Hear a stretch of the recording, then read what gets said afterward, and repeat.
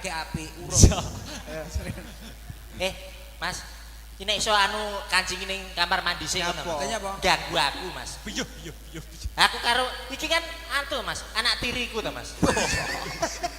Nggih, aku asline anak iki bapakku. Oh, bapak. Mas Percil. Dalam Sampeyan nak durung ngerti to. Iki sing asli jenenge dudu Mbak Liti. sinten? Sinten? Iki itu namanya Mbak Anya layangan putus lho. Iki Mbak Anya layangan putus. Oh, lho. Sampean kok ngenyek kula. Kula ini kan termasuk anu wanita seperti Kinan.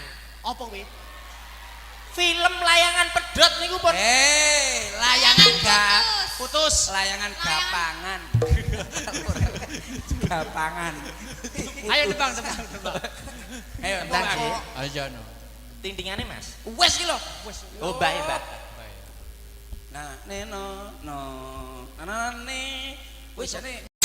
Simper ledang, ledang, ledang, ler anadang, nyameng marang asa sondir cinde angore, rek kopi rasa, jalma kalandu ile.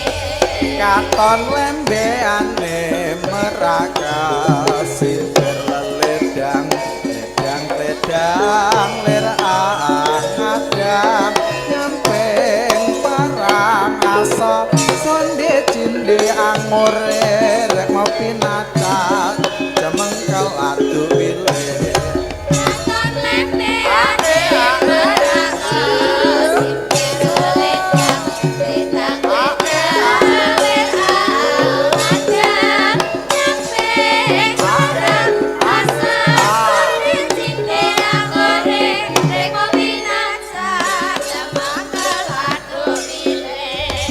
katon lembeane meraga sinter ledang ledang ler angadang nyampeng parang asa sonde cinde angore remo pinaca jemengkel adu lile katon lembeane Meraka simpir Ledang, ledang, ledang, ler angadang, Selawi 26. parang asa sondir cinde angore, rek kopi rasa, jalma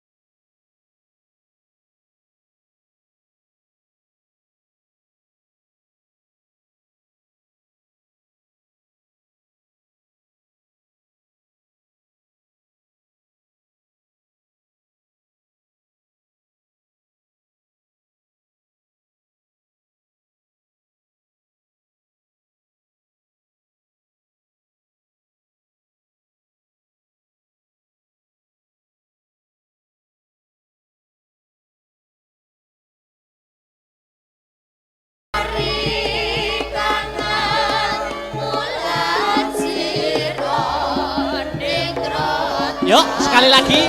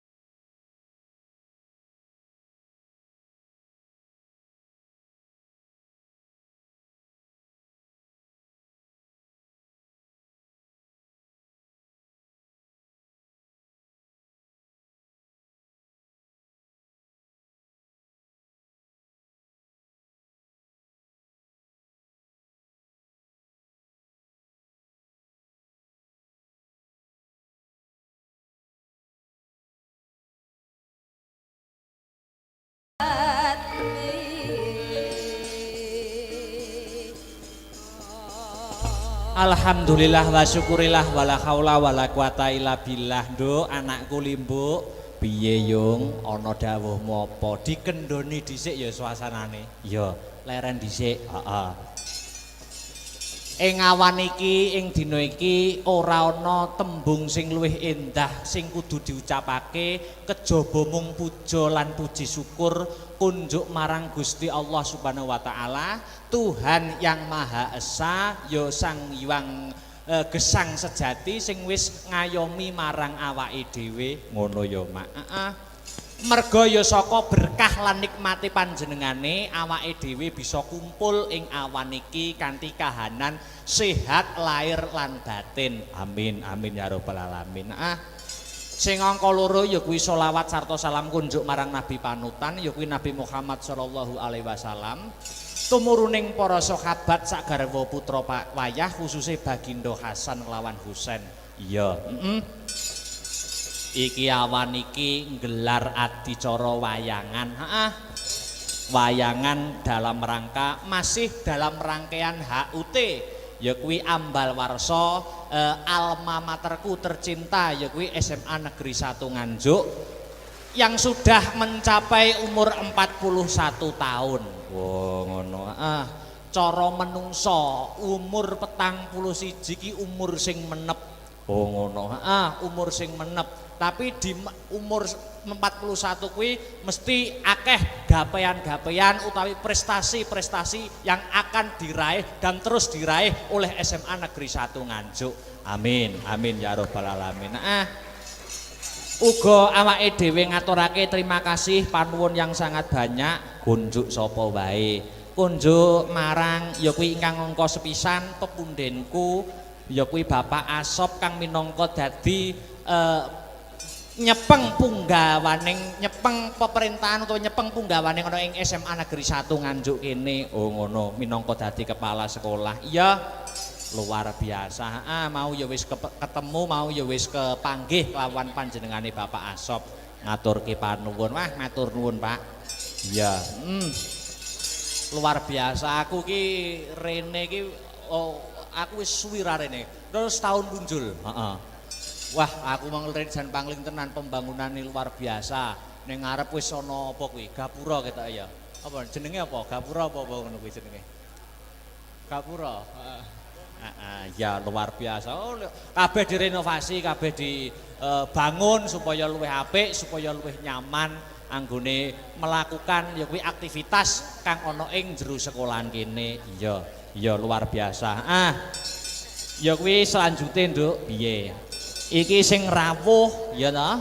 Iki senadyan terbatas ning ana perwakilan-perwakilan undangan sing kepareng rawuh diundang rawuh ana ing SMA Negeri 1 Nganjuk. Oh ngono. Pak dan Rem ya uga akeh banget kang minangka dadi alumni SMA Negeri 1 Nganjuk. Oh ngono.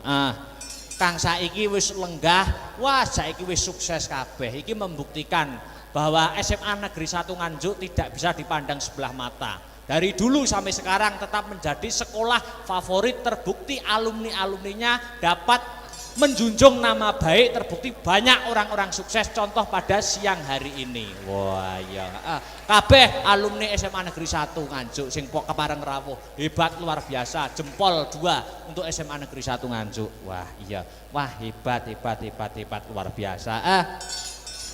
Awan iki tetep acara rutinan, wayangan.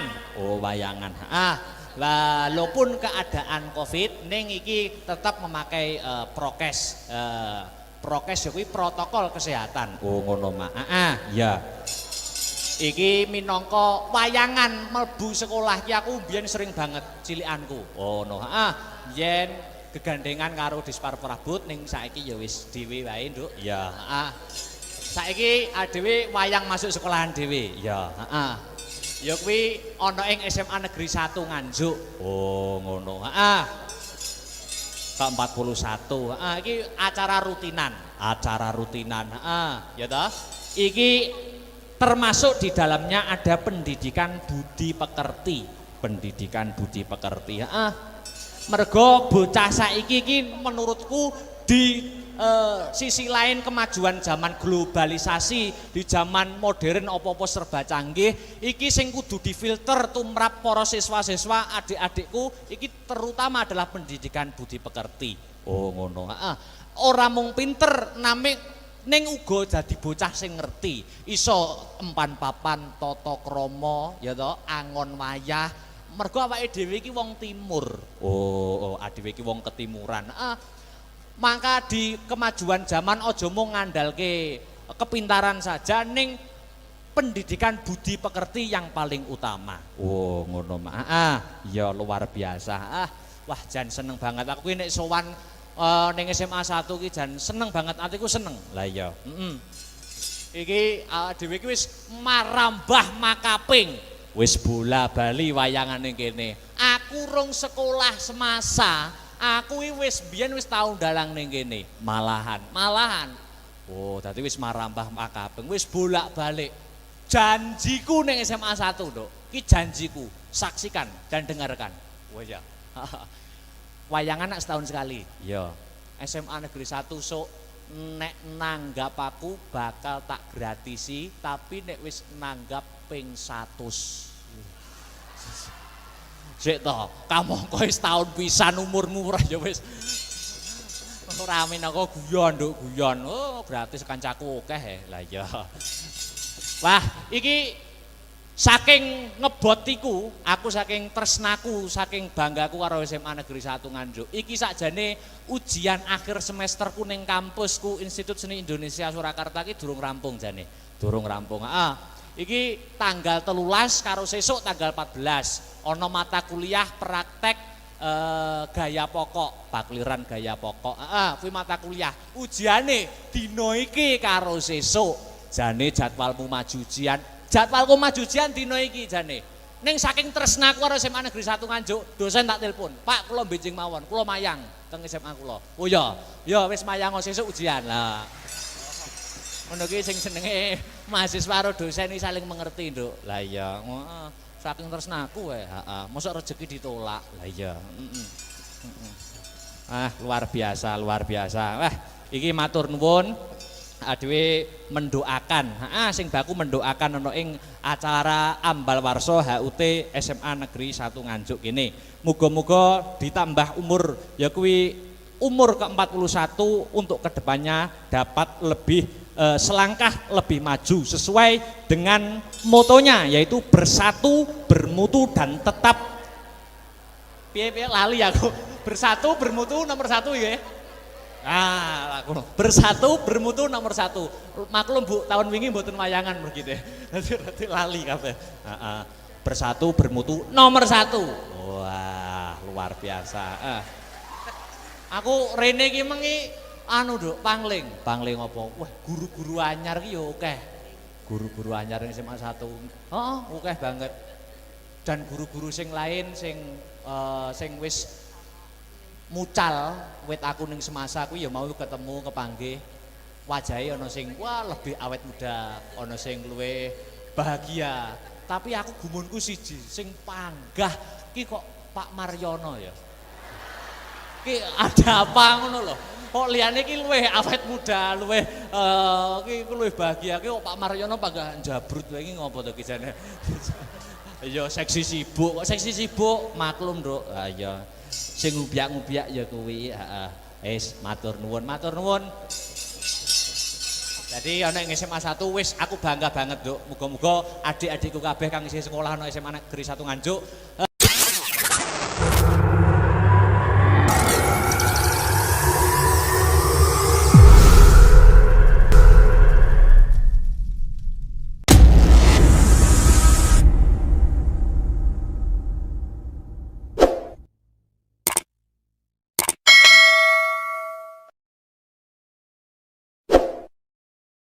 Untuk ke depan dapat yaitu meraih cita-citanya yang diimpikan. Oh amin, amin, amin ya robbal alamin.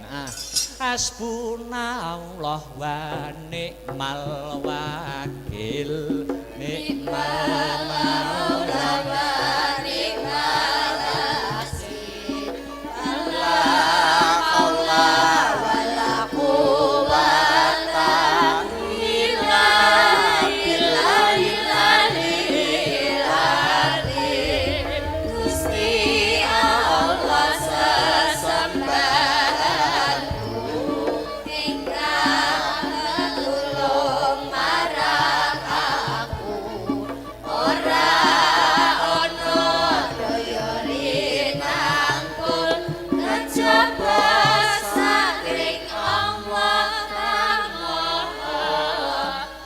Mas Heru,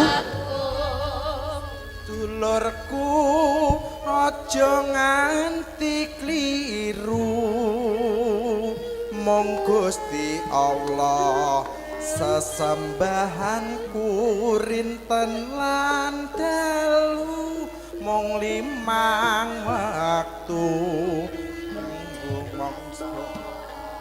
mungkar lan nafsu.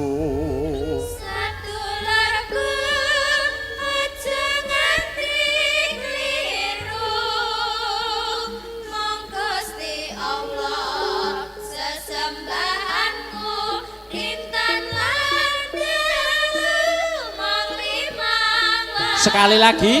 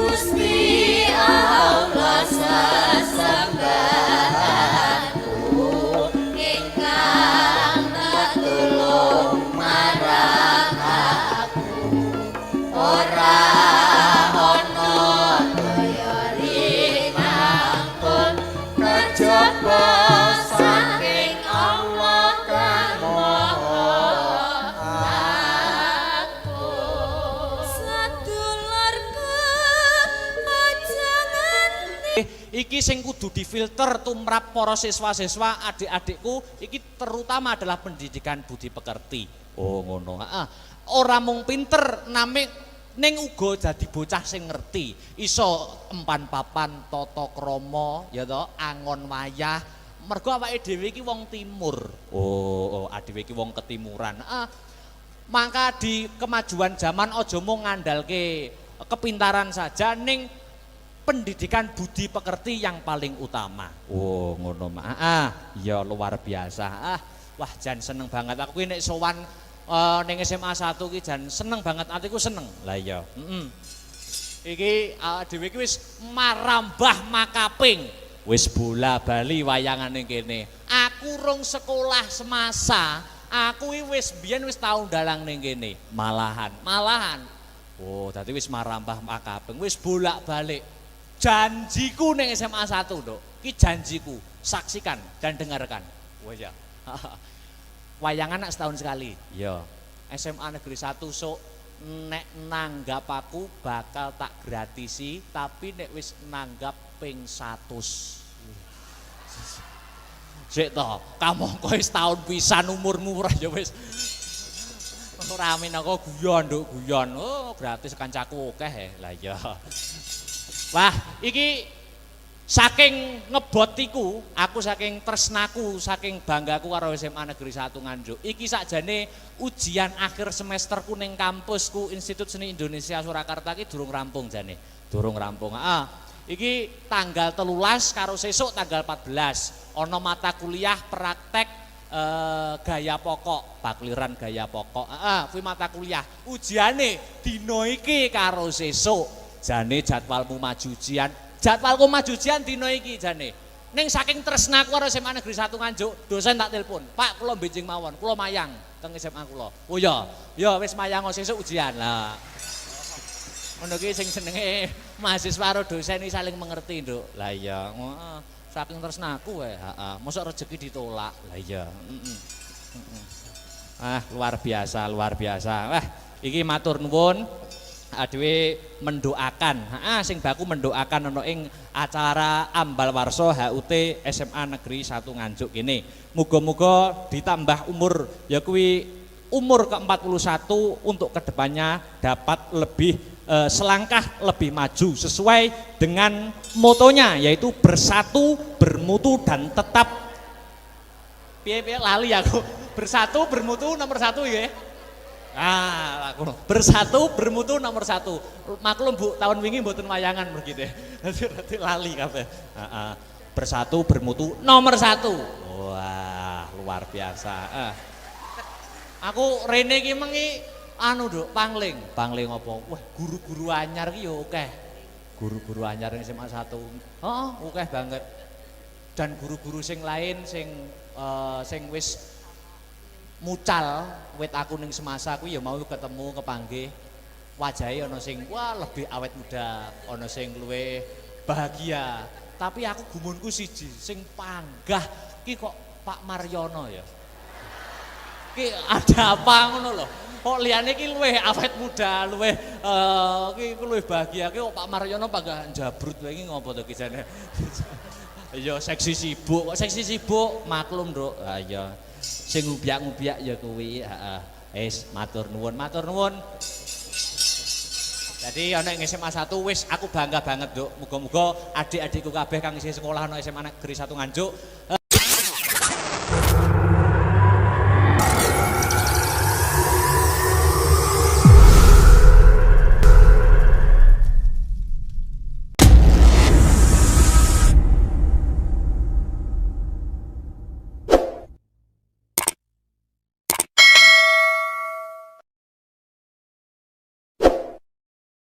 Untuk ke depan dapat yaitu meraih cita-citanya yang diimpikan. Oh, amin, amin, amin ya robbal alamin.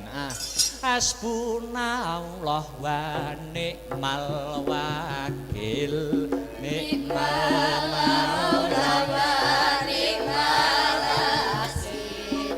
Allah, Allah, wala quwwata illa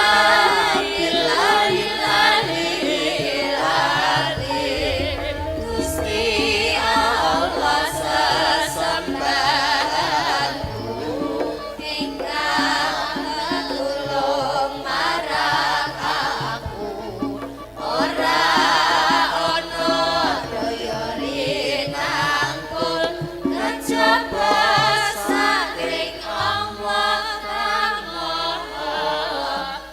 Mas Heru.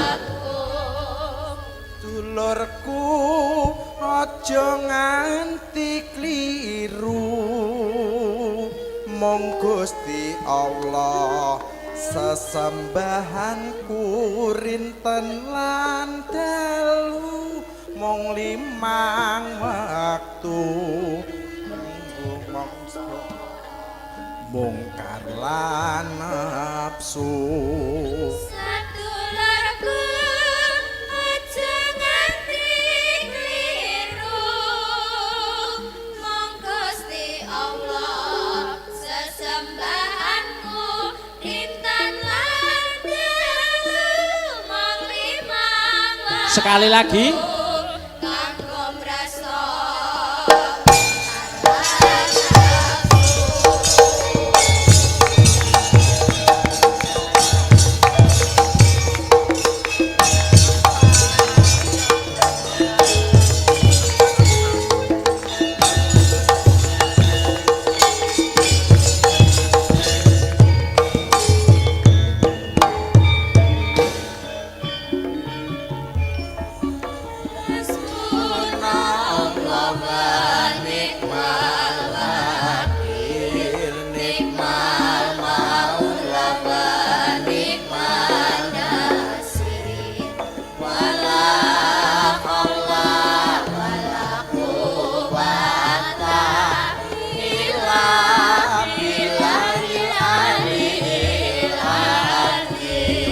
Gusti Allah sesembahanku ingkang tetulung marang aku ora ana daya rinangkut kejaba saking Allah kang maha Sadulurku aja nganti kliru mong Gusti Allah sesembahanku rintan lan dalu mong limang waktu kanggo mrasta mungkar lan nafsu Sadulurku aja nganti kliru mong Gusti Allah sesembahanku rinten lan dalu mong limang waktu kanggo mrasta mungkar lan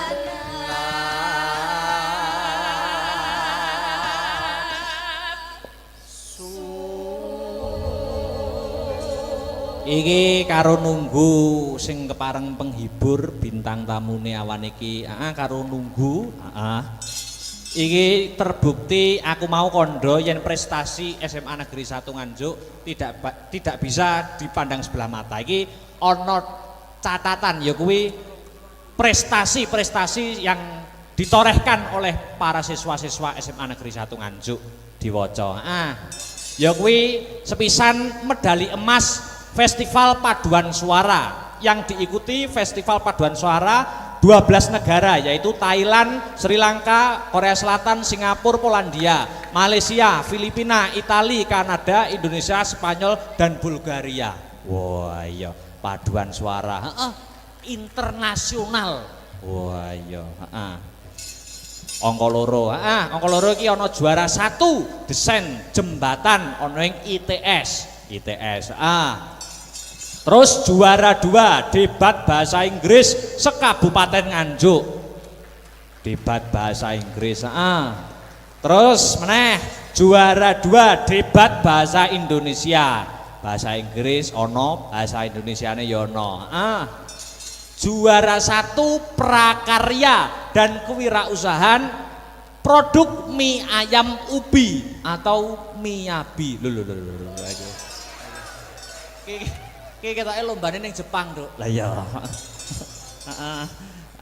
Terus seterusnya ya kuwi juara 2 solo vokal tingkat provinsi. Wah, Banjur lanjut ya kuwi juara Pegasus SMA Awards 2021. Wah, iki Pegasus iki wit biyen berprestasi. Oh, ngono. Terus meneh juara 1 tari tradisional tingkat nasional di Universitas Indonesia. Tarine hebat, luar biasa. Ya. Iki ana meneh ya kuwi Jember Fashion Carnival tingkat nasional. Oh ngono. Iki uga juara. Luar biasa. Oh iki prestasine sangat luar biasa. Ya. Mula patut kanggo alumni SMA Negeri 1 Nganjuk ki akeh sing dadi wong sukses, akeh sing dadi wong berhasil ki tidak memungkiri ya Yung. Sing kepareng rawuh ya kuwi Pak Danrem, saka Madiun, uga Kepala Cabang Dinas Pendidikan Provinsi Jawa Timur wilayah Kabupaten Nganjuk uga rawuh. Oh ngono. Uga Kepala Dinas Pariwisata Kabupaten Nganjuk. Iya. Jajaran Forkompimda Kabupaten Nganjuk, Kepala Kodim 0810 Nganjuk. Oh, dan sponsor utama PT Exindo 57 Jatim Bapak Haji Panito. Tepuk tangan untuk Bapak Haji Panito, luar biasa. Ya.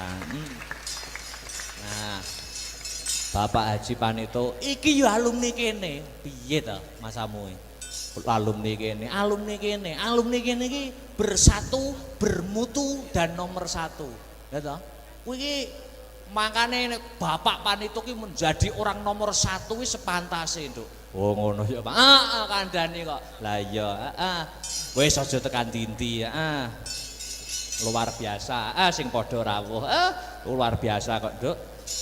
Ayo iki diselani lagu-lagu dhisik. Uga iki ngaturake apa ki karben ora lali. Ya, iki salam saka komunitas penggemar awake dhewe sing setia memantau channel awake dhewe Astabrata Media. Ya kuwi sing saka luar negeri ya. Hong Kong, Taiwan ki uga memantau ing pagi hari ini. Live streaming awan iki. Astabrata Media karo cerdas berprestasi. Astabrata Media harus cerdas berprestasi. Jadi wayangan awan iki ora kepareng rawuh iso nonton lewat HP ini. Oh ngono. Saiki iki apa-apa serba ngono kuwi. Oh, awake dhewe kudu mengikuti perkembangan zaman, Nduk. Oh iya, luar biasa. Ya iki nggo nyelani dhisik, kanggo nunggu bintang tamu, diselani gending sak lagu. Ya. Iki ana pamintane ya kuwi setya tuhu. Ora usah nganggo bawa, langsung bae. Iki permintaan saka komunitas penggemar kang saka luar negeri sing memantau pemantau setia channel Astabrata Media. Ya, iki panyuwune sing nembang Dik Sinta dhisik. Oh ngono, setya tuhu. Oke. Tanpa bawa langsung wae. Oke, siap. Monggo Dik Sinta buka celuk mawon. Setya tuhu dados.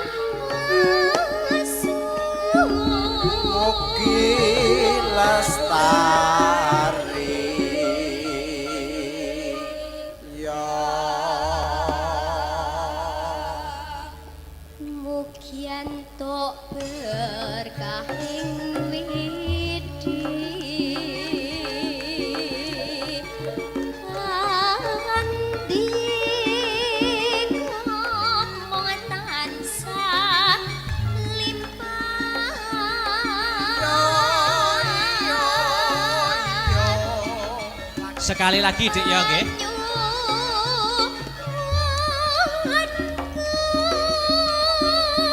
Setia kula tansah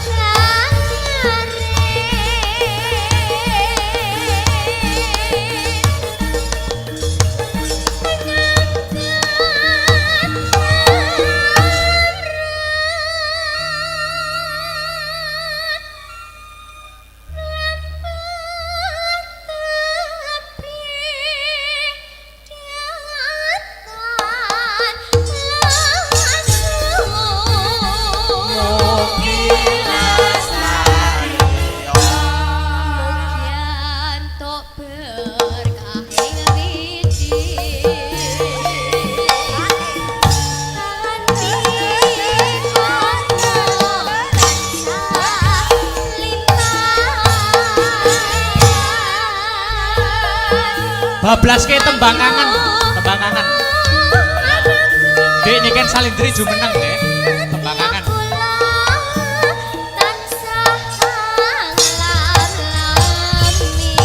Tembang kangen.